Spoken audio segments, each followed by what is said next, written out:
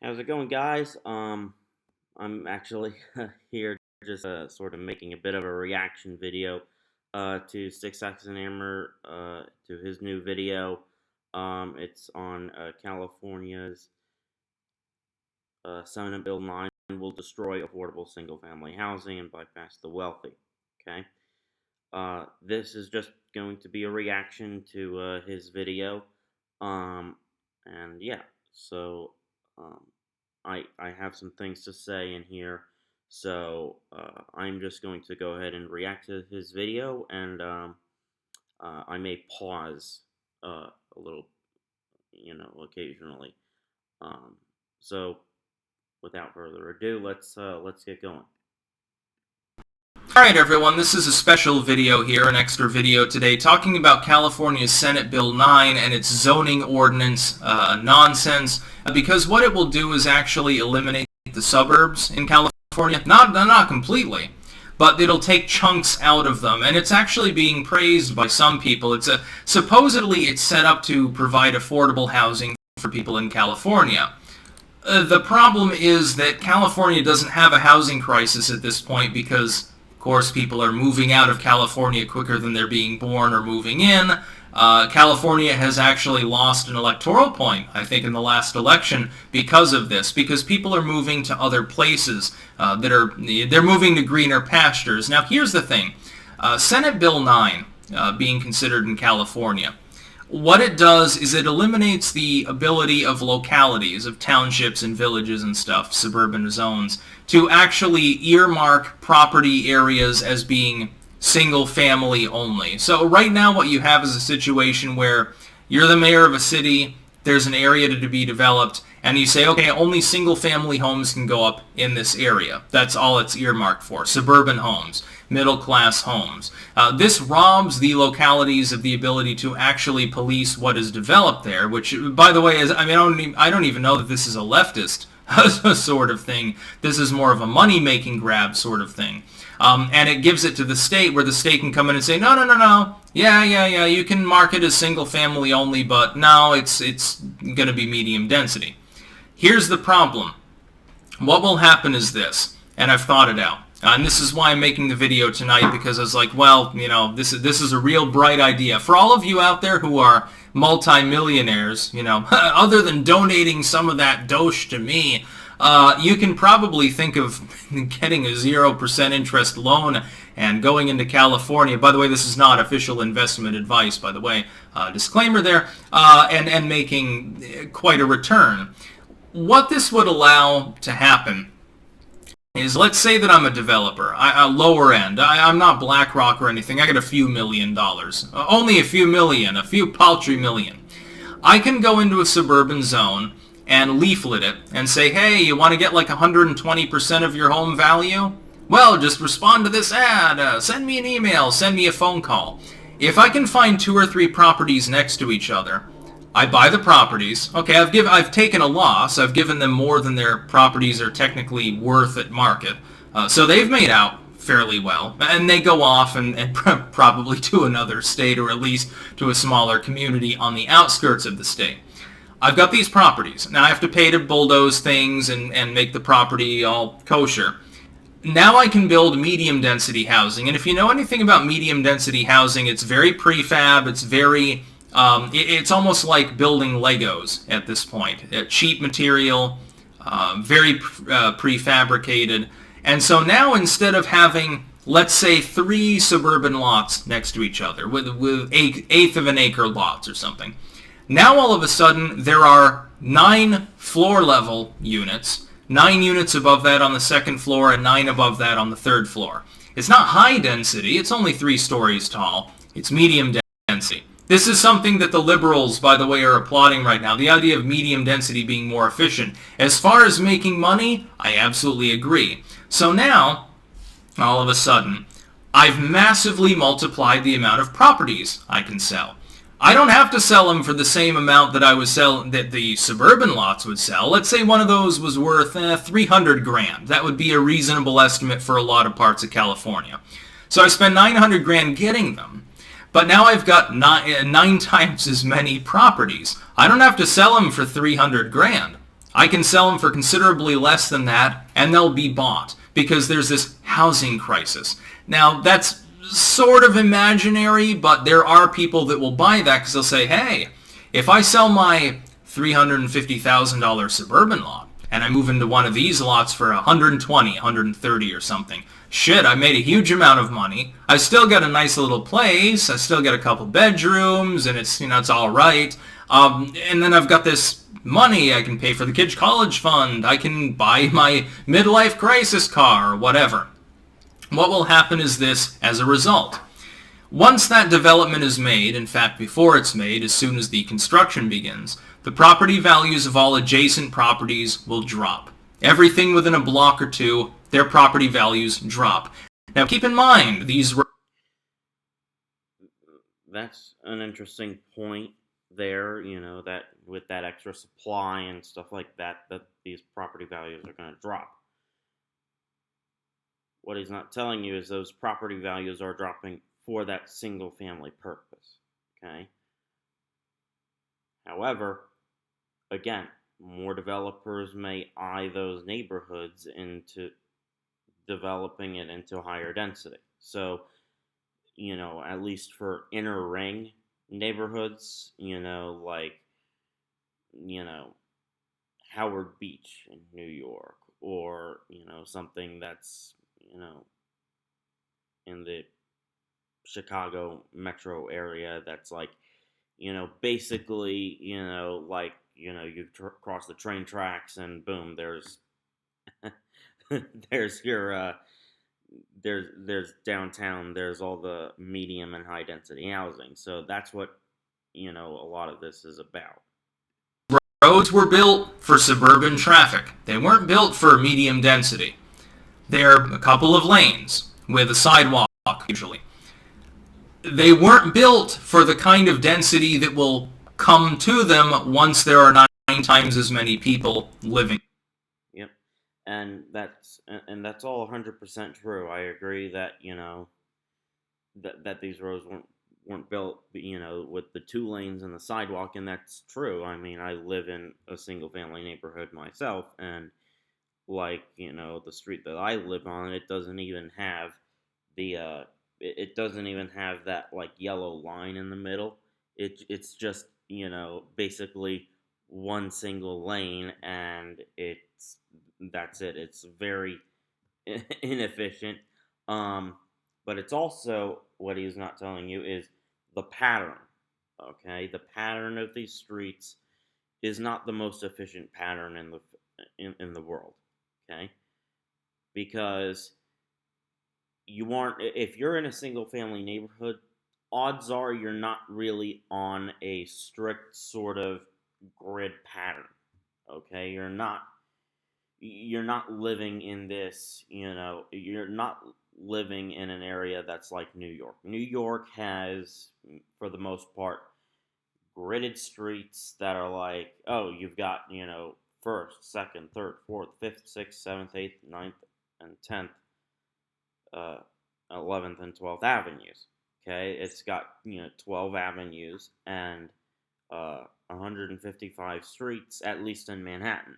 Okay, that's how it is, and they've developed, and as they developed, higher up, further up the island there in Manhattan, they obviously added more streets, and they've extended those avenues to basically fit the purpose, but they haven't really sort of changed the pattern much at all. I mean, the only big disruption to the original plan for Manhattan was Central Park.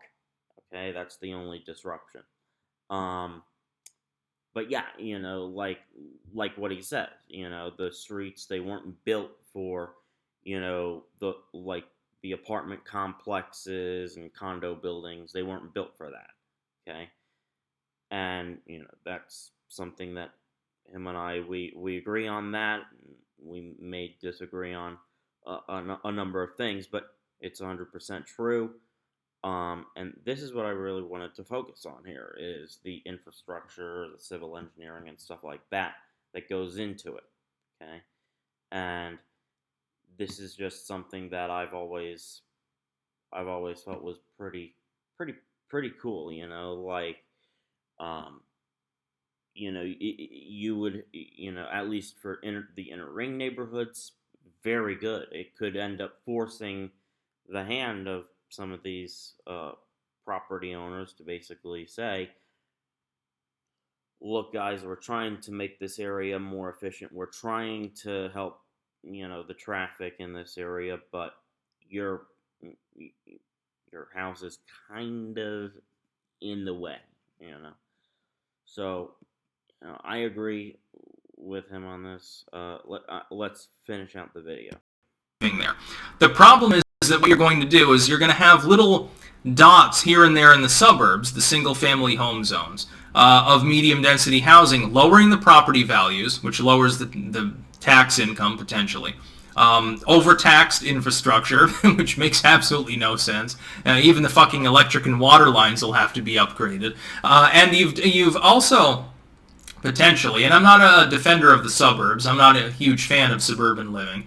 A lot of suburbanites are NIMBYists. They want another addiction treatment facility, but not in their neighborhood. And so in one way, this has kind of comeuppance for them because of their NIMBYism. That part I appreciate. The problem... That's true. Okay, again, I probably agree with him, I agree with him a substantial amount. Okay, that, yes, there is a significant amount of NIMBYism in a lot of these single-family neighborhoods, especially those single-family neighborhoods that are like inner ring. That, like I said, you cross the train tracks and bang, you're right in the, you're basically in the middle of downtown now. Okay, that part I 100% agree with him on. I think that that's something that we absolutely should be working on. Okay, is getting rid of that particular part of it, that side, of saying, oh well, oh no, you want to put an addiction treatment facility here. This has the best. But this neighborhood has the best lots, and we don't want to give those up because of the character of the neighborhood. It's just like, yeah, it's obvious. The problem is that it's all screwy and it really doesn't make long-term sense. You're going to have little chunks of medium-density housing sold and or rented within suburban communities with infrastructure that wasn't built for that purpose. It makes no sense. And by the way, I would point out, do you think this is going to affect the rich? No. No developer is going to say, hey, these 10-plus acre lots up here on this hill overlooking LA, yeah, they're worth 15, 20 million. They look really nice, but if I took that 10 acres, I bet I could put a bunch of row houses up there. They're not going to do that. It's not going to affect the super wealthy. Hell, it'll barely affect the upper middle class. What this will affect is middle class suburbanites. Lower middle class individuals, pensioners and shit like that. They're going to be screwed. If they're lucky, then they get out as soon as the fighting begins and they say, well, BlackRock's offering me 130%. I might as well get out while the getting's good. If they're intelligent, then they will, because California won't protect them. And so this is a terrible idea. And Scott Adams actually was applauding this earlier as a step in the right direction for a housing crisis. What housing crisis? In the state of California, I mean. May I ask you, what crisis actually exists? The crisis is that the houses are too expensive. They're not expensive because of shortages. All sorts of people have moved out of California. There are probably several 100,000 derelict properties alone in the state of California. It's not for a lack of properties. It's because the state government is dysfunctional. This is just another step in its dysfunction. A link in the description, archived of course, to a brief write-up about this. It's not going to affect the gated communities. It's not going to affect the rich. It will affect the working and middle classes only. It will rip them apart, and what people will be forced to do is that they'll have to make a choice. Do I move further out? I pay a little bit more, but I'm beyond the developer's scope probably. That's the hope at least, although it'll probably affect them eventually too. Or do I move to the inner city and or to the medium density, and I can make a return? I make a bit of money. I sold my suburban lot at 300. I bought this medium density at 150. I get this differential. That's nice, I suppose. Or do they leave the state? Do they go to greener pastures? Well, the problem is Californians have already been doing that for a number of years. They've already been fleeing the state. I can't think of anything that would make them flee faster than saying to all of the single-family homeowners, hey, you're not allowed to actually live in a zone where you voluntarily moved in part knowing that this was a single-family zone. You didn't have to worry about an apartment building springing up next door. You didn't have to worry about a gas station being down the road. Everything was meticulously zoned. You moved in with the understanding, with the voluntary association, very libertarian concept, that you were around other single-family homes. It's not the most efficient. It's certainly, with housing authorities, especially rife in California, it's not the most pretty. You have to have the monocultured, stupid-ass lawn. You can't grow the front yard garden and shit like that. And that part of the suburbs can go and fucking die for all I care. But you did that voluntarily. You decided that that particular kind of living was what you wanted, and you bought in. Now you're being told you can either escape now while the escaping's good and get, a good payoff and let a developer screw the whole neighborhood, or you can hold out, inevitably end up screwed anyway, because then your property will be worth maybe 80%. Maybe it goes down to 60% of its current value. Well, that's a tangible asset. That's a primary residence. It's not like the person has 5 homes. The average suburbanite doesn't have multiple homes. That is their home. That's where they chose to locate themselves. Why should they be screwed endlessly by an out-of-control state government would be my question. So yeah, California Senate Bill 9 is a terrible idea. Really, it should be taken before the Supreme Court. The idea that a state has the right to supersede local zoning, I'm not sure would stand up in court, actually. It might, but is it a good idea? No, absolutely not. That's about all. And that's of course the end of the video, as he just pointed out. So, all right, yep. So that's basically his video, and I think that I have to add that the pattern of of those streets in single-family neighborhoods, it's going to be different. Okay, it's going to be cul-de-sacs. It's going to be streets that sort of loop around, and have these weird ending points. Again, I live in a single-family neighborhood where I'm at, and you have about 3 or 4 cul-de-sacs in my neighborhood, and that's on a bad day. Okay, so yeah, you have that. You have roads that sort of wind around and try to be fancier than they really are. I remember I've been driving back and forth between my place and another place, and you get a lot, again, cul-de-sacs and roads that wind around unnecessarily, and it's just highly inefficient. Okay, and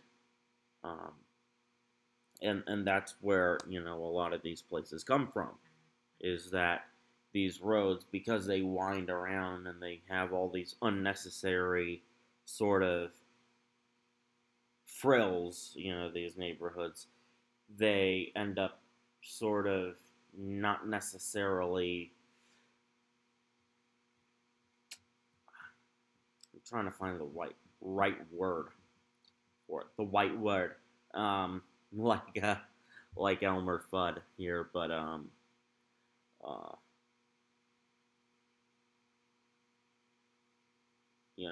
they don't quite command the same amount of traffic. Okay, Now, for your inner ring suburbs, okay, you could have some better odds with them, okay, because odds are they have straight, they have, you know, a straight gridded street pattern. They have, the ability to widen those streets and, improve this, widen the streets, widen the sidewalks where they need to. But I mean, that all comes with the territory, though. Okay, it isn't like it's standard. Okay, gridded street patterns, are the most efficient and the most sort of, they're the best. So, um, I just wanted to add a lot of that. Driveways and stuff like that. Those are obviously going to be different in an apartment complex because really, do they really have driveways? No. Okay, they're going to have parking lots. Okay, that's going to be the difference between these complexes and single-family houses. Where single-family houses have driveways and a 1 or 2 car garage, in these new complexes, you're going to have parking lots with parking spaces, and you know the odds that a lesser developer, like you said, you have a few $1,000,000 and you want to invest in it, you're not going to be building, exclusive, covered, parking spaces that are basically parking garages already. No, you're going to basically have a few parking spaces out. You're going to have a few parking spaces out in front. You're going to have a few parking spaces out in front, and then behind them, you're going to have you're going to have the likes of you're going to have the actual building, okay, and you'll have those first floor walk up units, and then your second floor and your third floor will obviously follow suit. But again, what he says is true. Okay, is that it's different. Okay, you're going to have a different sort of thing there. So, yeah, you're not going. Is that it's going to be a little ugly. Okay, and in fact, I'm gonna go ahead and look something here. Let's see here. Oh, good. It popped up. I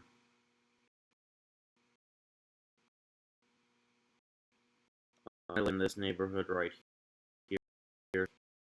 So you got 1, 2, 3, 4, 5, 6, 7, 8. Yeah, like 7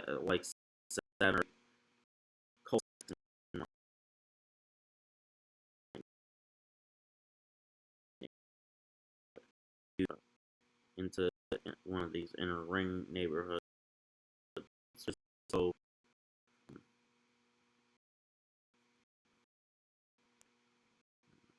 Benton Hills.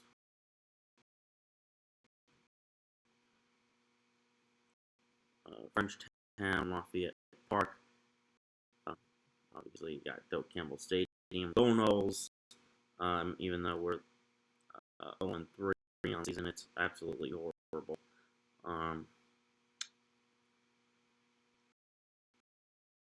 Well, here. Fantastic. Blessed Sacrament Catholic Church. I used to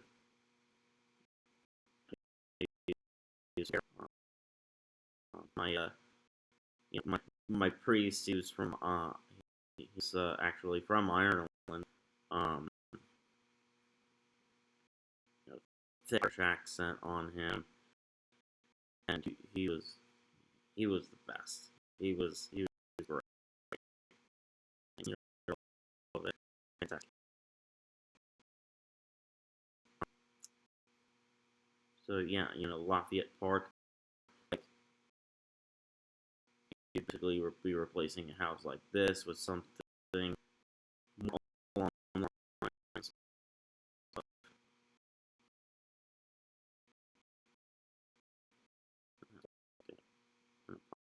that's it too.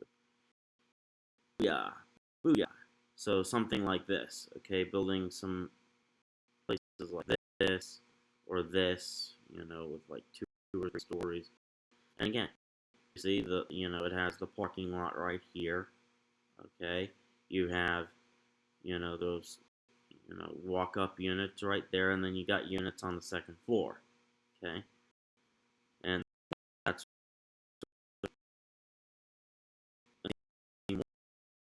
more single-family neighborhoods, okay.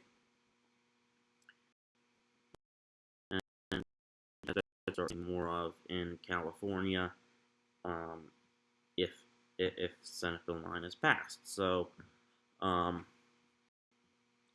so that's what he's talking about, okay, and to put that in places with cul-de-sacs and nice little streets that are sort of lying around unnecessarily.